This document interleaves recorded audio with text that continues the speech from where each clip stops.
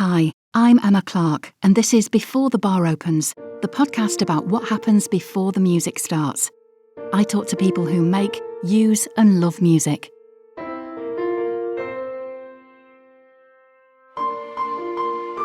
Matt Moore's life in music includes, but is not limited to, being an audio producer for commercial radio. He's a music profiler for corporate clients.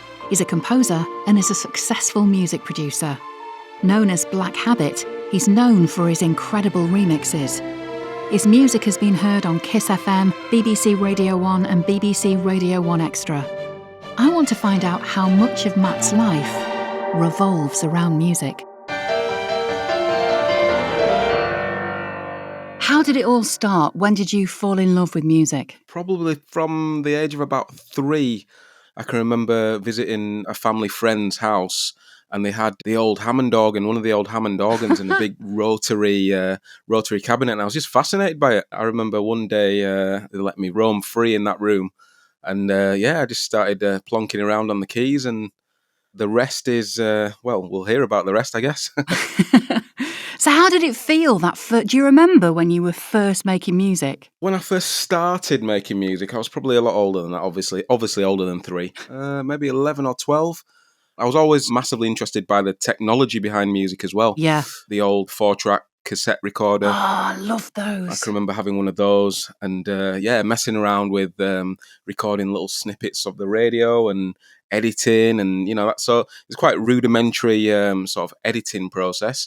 But then that spurred me on to want to create as well. So it's like you were experimenting with music from a really early age and just sort of playing with, like other kids play with Play-Doh and Meccano and, stuff. You were playing with sound. Absolutely. I've always been fascinated by sound, like canal underpasses and stuff, and realising, wait a minute, that's changed the sound of my voice, and why has it done that? And, being really inquisitive about what was happening with the sounds around me. Wow. I love that, because I was very similar. Sure. Like loo rolls, talking through loo rolls and just seeing how it changed the sound. Yeah. I was a strange child. But it's all very innocent, isn't it? It's just, it's a fascination. And if you're anything like me, it just grows and grows. And then, oh, right, well, that does that. And my dad was in a band as well. So it's in your blood. Yeah, absolutely. And I had that exposure to music from quite a passionate level. I was going to say, was your home surrounded by music as you were growing up? Yeah. Sort of my parents came to this country from the Caribbean before I was born. Grown up listening to reggae, soul, Motown, quite an eclectic mix. I can hear it in your music. There's so much in your music. Fantastic. I can hear that you've soaked everything up. That's the thing. And there's a lot of jazz influence in there as well. I don't know if that comes through. I could hear it, yeah, sure. I did learn jazz piano when I was a little bit older, say like 16, 17. Was that the first instrument that you played other than the Hammond organ when you were 3? Yes, yeah. It was piano. I mean, most of my musical journey has been based around the piano, apart from a couple of years learning the violin, which was a good experience because I was very used to the keyboard element in front of me, and it took me out of my comfort zone massively. Because it's such a different technique, isn't it? It's such a different way of experiencing the music when you're creating the notes yourself with your fingers, whereas with the piano you just hit it. That's it, and and the way it's tuned, the string, everything inside the mechanics of the piano will dictate the sound, other than how you're manipulating the keys themselves. But with the violin, it's such an unforgiving instrument to learn, because if your technique from the starting point isn't spot on, it will punish you. There's nowhere to hide, is there? No. Because I play classical guitar, and it's the same, because if you're not hitting the fretboard properly and your angle of your fingers isn't right, and if you're picking with the wrong finger, it's just... Yeah, you catch the edge of a nail or... You're exposed. You can't pretend that you've made the note when you plainly haven't. Like you said with the piano there, and this is obviously to a certain degree, if you're looking to be more advanced, then obviously your technique comes into it, but you can get away with plonking, making the right shapes, let's say, and getting some kind of feedback, some kind of reward. If you hold down a triad, then you're going to get a triad back. A triad. Yeah. Do you know, that's a really good point, isn't it? Because it's instant gratification with the piano. Whereas certainly when I was learning the guitar, it was bloody hard graft. You've got two aspects, haven't you? You've got the theory that you're learning at the time, the mechanics of how the instrument works and the sound hole and how to get a different sound. And then you're also learning the techniques, the hand shapes, and there's quite a lot going on there to get your head around. Absolutely, because it's millimetre perfect sensitive. Do you know what I mean? If you're just a tiny bit off, Yeah. my God, you hear it. And that's before you can start to bring any sort of expression into your playing, really. Exactly. So yeah, quite a learning curve. Yes, it is. Do you still play the piano now? Not to the same level that I once did. My playing now, it's very much playing to record rather than playing to perform. Which again is a different discipline, So I'm thinking in layers these days. So quite often I might build harmonies that you just can't physically play. Yes. I guess I'm putting music together the way a conductor would conduct an orchestra, really. Absolutely. So I'm thinking about the different instruments and the frequency content of those instruments. So you've got your creative hat on, obviously, but one side of it is the engineering side of it as well. How's that going to sound in a mix down? Are those frequencies going to complement each other? So you're thinking on so many levels at once as a performer, Yeah. organically creating this sound, and then as a producer, and presumably as an editor as well. Yeah, of course. When it's all over. Since I started playing and performing and writing, technology has just come on leaps and bounds. So there's been very much a switch from hardware to software. So there's not as much pressure on, certainly when you're recording, to hit it first time or, and then you could comp takes together. And there's very much the editing side of it comes into it as well. So you assemble music. I certainly do these days. I can compose something and then just kind of layer stuff on. As you say, getting that spectrum of sound and the, a wide breadth of colour and texture in it. That's what I really love to do. Technology as well, it allows us to experiment with the sound, like we talked about with the experimentation as kids. Yeah. I try and almost recreate a bit of that innocence. So sometimes I will just hit record with no specific aim, no set brief, no expectations of what's going to come out, and just try and let that drive what happens next, really. Just the spontaneity of it. Which sometimes when you can get stuck in a rut, I think, anyway. I think it's very easy to get stuck in a musical rut, actually. To stay in your comfort zone. And you get a set workflow and everything becomes a little bit formulaic. So Yeah. So I do try and break out of that as often as I can, really. How do you do that? What techniques do you use to sort of break that up? In terms of composition, I'll start writing a different part. So quite often I might turn to the chords and put the harmony down. A bass line might come from that or whatever. Or if I'm working with a vocalist, I very much start with that in mind. But I just try and switch the order, consciously switch the order to instantly force myself to think differently. And I think as well, I keep coming back to technology and its role, but just having a phone that's got a recorder, I might capture the sounds around me. I love doing that because I don't know about you, Matt, but I get like an idea for a song or a piece or something. I might even not really know what it's going to be, but I'll hear something and I think, oh my God, it's almost like for me, I can hear it being played like 4 floors above me or a few houses down the road. And I have to sort of hear it and catch it, and then I put it down and then build on it. But anything can spark me. And quite often I find musical inspiration from the outside world that's not musical at all. Yes. I can remember being in a busy airport terminal and just hearing all these sort of muffled conversations around me that I couldn't clearly make out whether they were in a different language or whether they were just too far away to decipher. But closing my eyes, I could hear the sounds within that sound, if that makes any sense at all. Composer Oliver Messiaen, he wrote an awful lot of stuff based on birdsong. And then the composer Janacek used speech patterns to create melodies in his music. And there's an awesome piece by a guy called Mosolov called The Iron Foundry, which is a full orchestral piece where he recreates the sound of an iron foundry. And it is just awesome because it was written, in the Soviet era. And I believe he was saying in the music that, we're a mechanized society and people are just cogs in a wheel. And I think he was actually saying something quite subversive. Stalin loved this piece of music and thought it was the epitome of Soviet culture and honor and all the rest of it and thought it was amazing. But listen to it if you can, because it is just, I think it's a devastating piece of music. And that is very much inspired by sounds that aren't music. And that's it. It's, I'm thinking down to back to Prokofiev as Yes. well. Peter and the Wolf, and the famous scores where every character is an instrument, Yeah, and just has its own place in the score without any words being spoken. coming back to my point, it's anything is a source of inspiration, really. And that's how I manage to stay motivated and stay feeling creative, is just having a different spark, just capturing all these sounds with no real agenda, just capturing them and then listening back at random times, really. Matt hears music everywhere, and any sound can be an inspiration. I love his musical curiosity, his excitement, and his openness to creativity. I've upgraded from an old dictaphone where I literally used to just hum random ideas and leave them and then come back to them. Now it's, the voice notes or just sounds. Just literally a car might be driving past with muffled music at the traffic lights or anything. But being a sound designer and audio editor as well, sometimes I manipulate sounds Yes. and take them out of context, Yes. and that can be a source of an inspiration. I love that when you get a sound and you manipulate it and then you hide it in the music. So it's not clear what it was or what it really is, but you've distorted it and changed it so much it's become something completely different. Quite often, the main genres of music that I write are very much based around the ubiquitous sounds of classic drum machines from the 80s, 90s, Roland units, for example, like the 909 or whatever. Yeah. So one of my challenges is to sometimes have music that is identified within a genre. How can I make that my own? Because everybody's got access to a lot of these sounds now. It's not about the gear you own anymore. Everything's based in the cloud. As I was saying before, that the software element has taken over to a large extent. So how can I take ownership of my sound? Well, that's by recording sounds that nobody else has got, or making sounds that nobody else has got.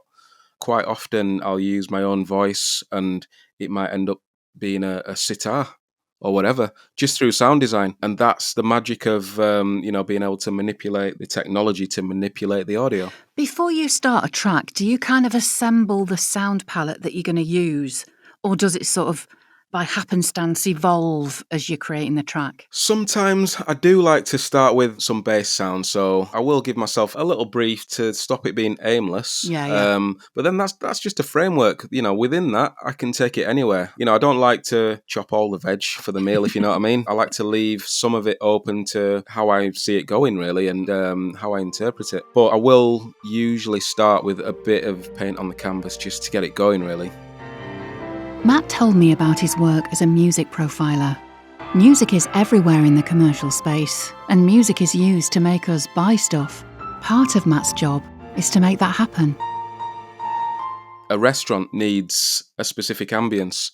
I would look at who's going to be in the restaurant, what's important in their lives, what's the objective of the restaurant as a brand. Is it a fast food place? Are they looking for a fast turnover of people? In which case I would tend to lean towards more upbeat. I was going to say, do you up tempos. the BPM if you want people to eat quicker? Very much so. It's that whole impulse, the impulse element in retail. If you want people to act on impulse, then you raise the tempo, because subconsciously those things happen. Your heart rate is increased. And when your heart rate is increased, you're more likely to act on impulse. Well, your blood's up, innit? If your heart rate's increased, completely. You've got hormones coursing through your body, presumably. Of course, and it's the same. Workout music is up-tempo for a reason, to inspire people to move quicker. So when a client comes to you and says, I want you to help me to figure out the music, what has the biggest weighting, the brand values or the demographic that they're hoping to reach? I think it's the demographic, because sometimes there is a bit of a disconnect between how the marketing team might envisage their brand and their brand persona to what's actually happening on the ground. I was going to ask you that. Do you ever have a situation where a client is aiming for a certain demographic, but their brand just ain't going to reach those people for whatever reason? Completely, and it usually happens with nationwide or even global brands that their marketing team might be based in one location, but it's completely at a different end of the country or even in another country, to certain areas that they're not quite hitting the nail on the head. So it's just that lack of local knowledge and understanding actually what's happening in their stores, in their restaurants, in their coffee shops, wherever it is. This tiny island that we're on now, it's so diverse. What's happening in say London might not be happening in Edinburgh. So I try and take all that into account, really. And as well as the sort of regional diversity, I look at the actual footfall. Who are the core customers? When are they going into the space? What do they want to do when they're there? And what's important to them as well? Have you ever had to break it to a brand where you've had to say, look, the people that you think are in your store ain't in your store. Yeah, and sometimes it's quite a hard conversation to I bet have. it is. That's through doing site visits, through really getting under the skin of the environment, and Seeing the reality I, of it, I guess. yeah, completely, because it's very easy to sit in a sterile environment, an office or whatever, and try and say, oh yeah, I think that will work. But until you've actually gone out and taken that in for yourself and soaked it up over a good amount of time as well, not just sticking your head through the door and going, yeah, Sure. I get that. Because I guess you'd have to go at different times of the day, different days of the week. Absolutely. To get that full picture, Sure. it is a balancing act from receiving as much insight as we can through research, but again, putting your feet on the ground and actually soaking it up as a customer and as a listener would. How do you help clients choose the music specifically that they're going to play in their stores, places, units? I mean, do they do they say, "Well, I want so and so," and you think, "Oh, no, it's not going to. It's just not happening, mate. It's just not right for you." Do you sort of guide them first, or do they come to you and say, "We Yeah. want everything to sound like, I don't know, Billie Eilish"? Sometimes I have to walk them back a few steps and say, what is the objective? What do you want to achieve from this music? It sounds like your job involves such a lot of diplomacy. You really have to tread carefully, because people might be quite invested financially as well as emotionally into a certain direction.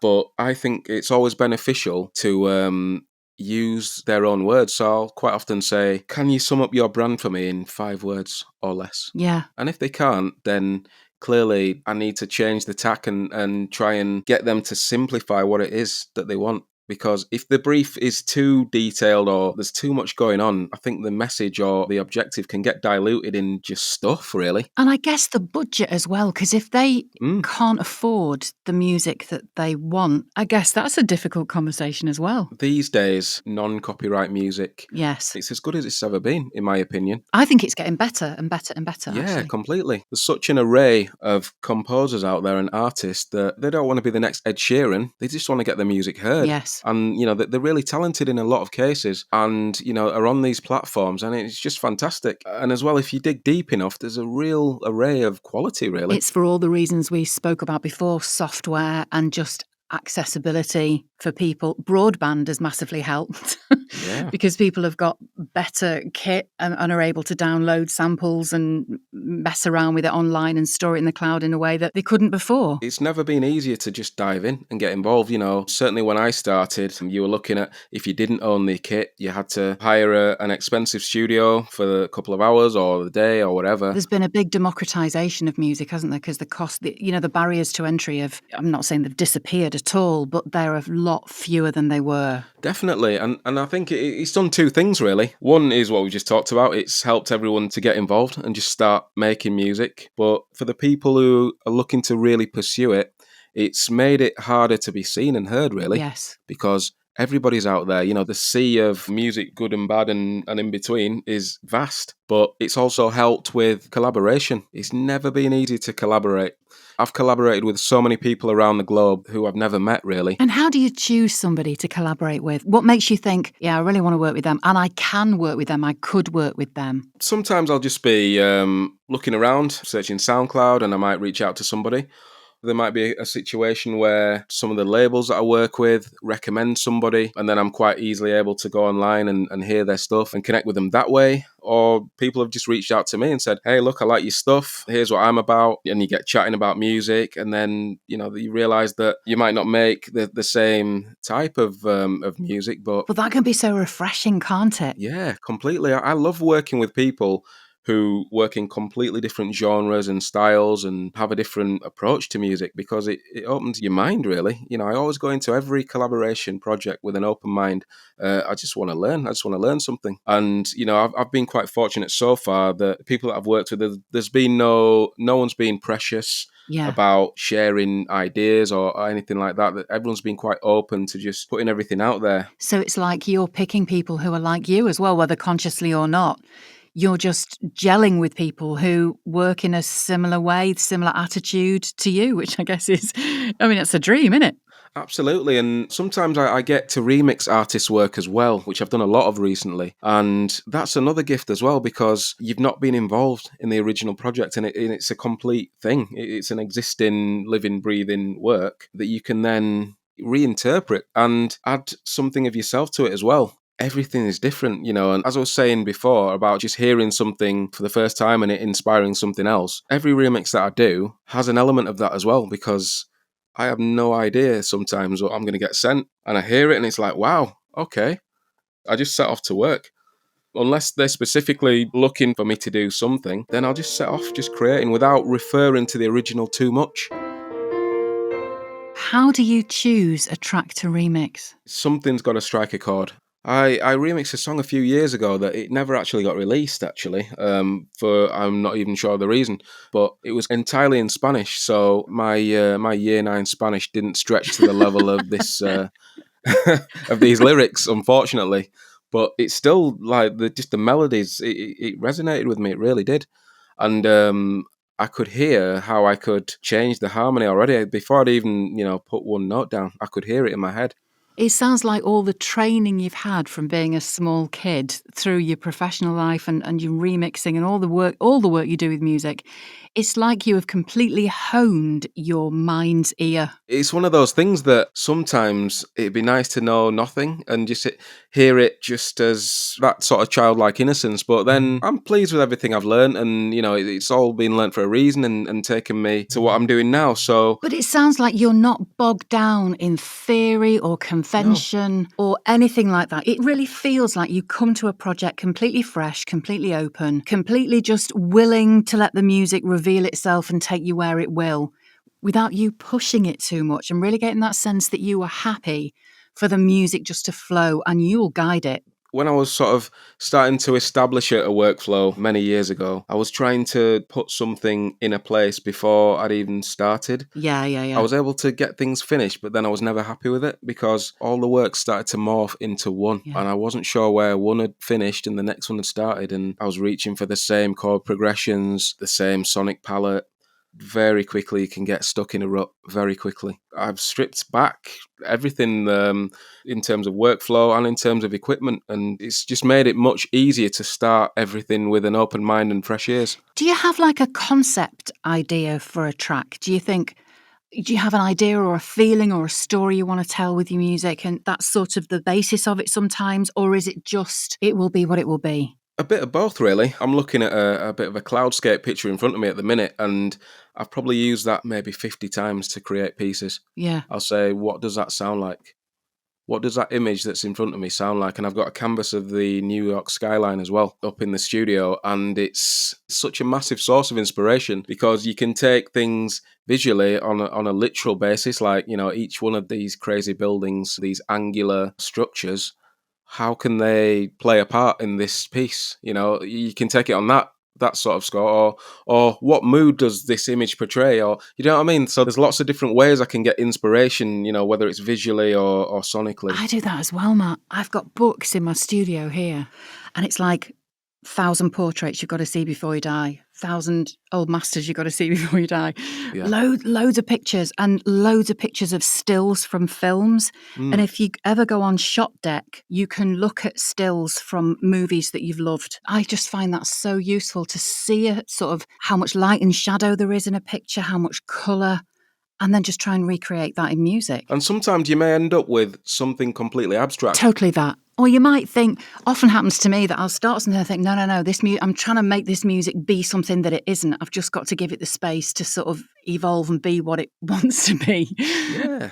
And then it reveals itself somehow. I've got an ideas folder where if I ever get any downtime, I'll just create something just for the sake of creating it rather than I'm not trying to write a piece of music. I'm not trying to write anything specific at all. I'm just making sounds. I'm just seeing what happens. I'm just exploring everything really. And, then I put it away and then I might pick it up 5 years later and go, that will perfectly work in this. So sometimes you're creating the building blocks and sometimes it's the finished piece. I quite like having things that I can draw on that I've created when I'm in a different mindset.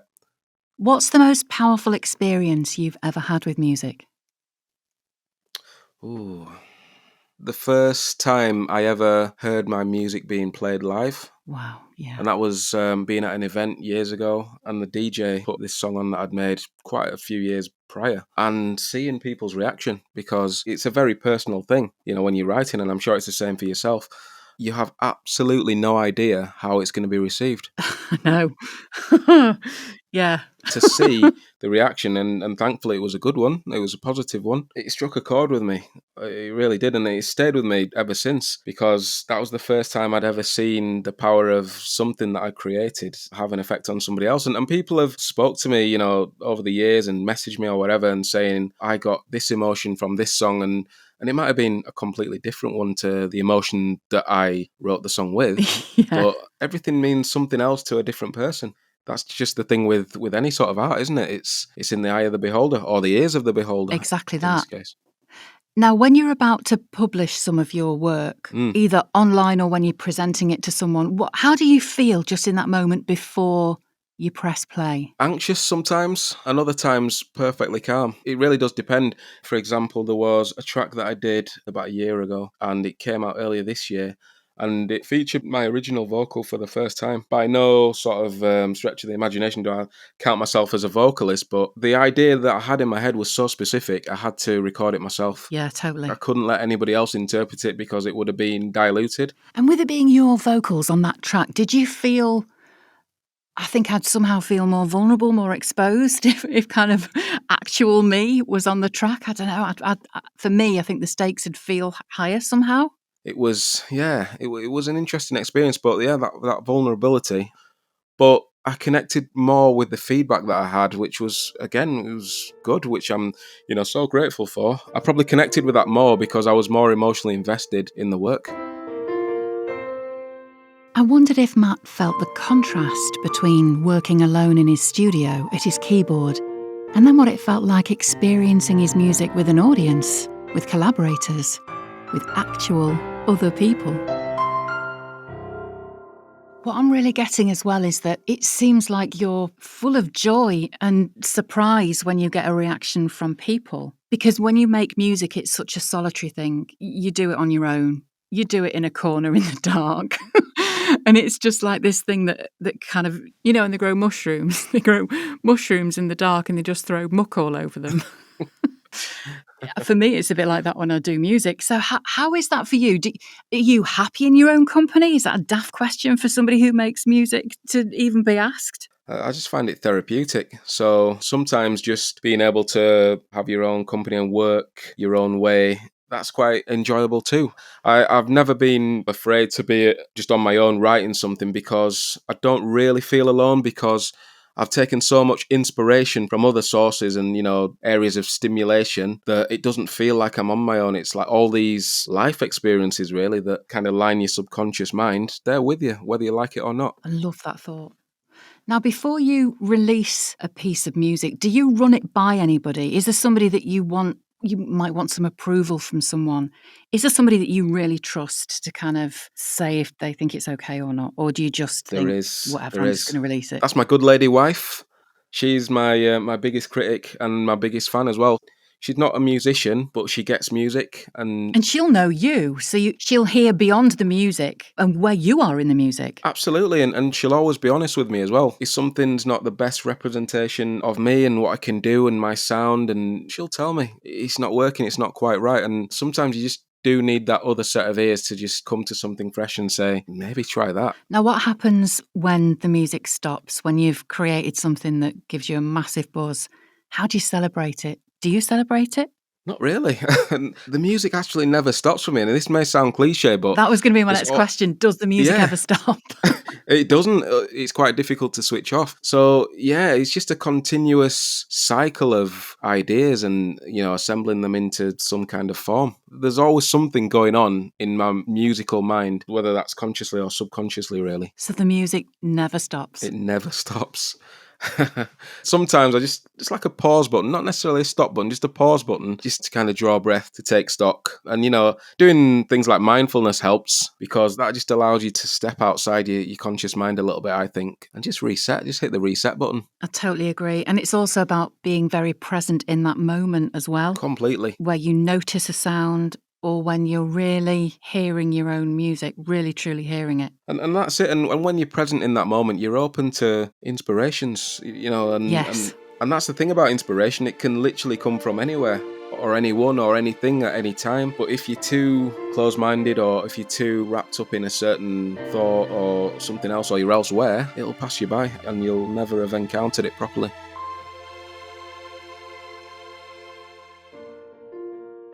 All the show notes for this episode are available in the description, and there's a bunch more stuff at beforethebaropens.com. Before the Bar Opens is created by me, Emma Clarke, and is produced by Rick Watson. I composed the theme music. If you'd like to leave us a voice message and maybe be featured in a future episode of Before the Bar Opens, check out the show notes and follow the Leave Us a Voice Message link. If you enjoyed this episode, please subscribe, leave us a review, hopefully a lovely one, and tell your friends. Another episode will be along very soon, so don't miss it. Thanks for listening.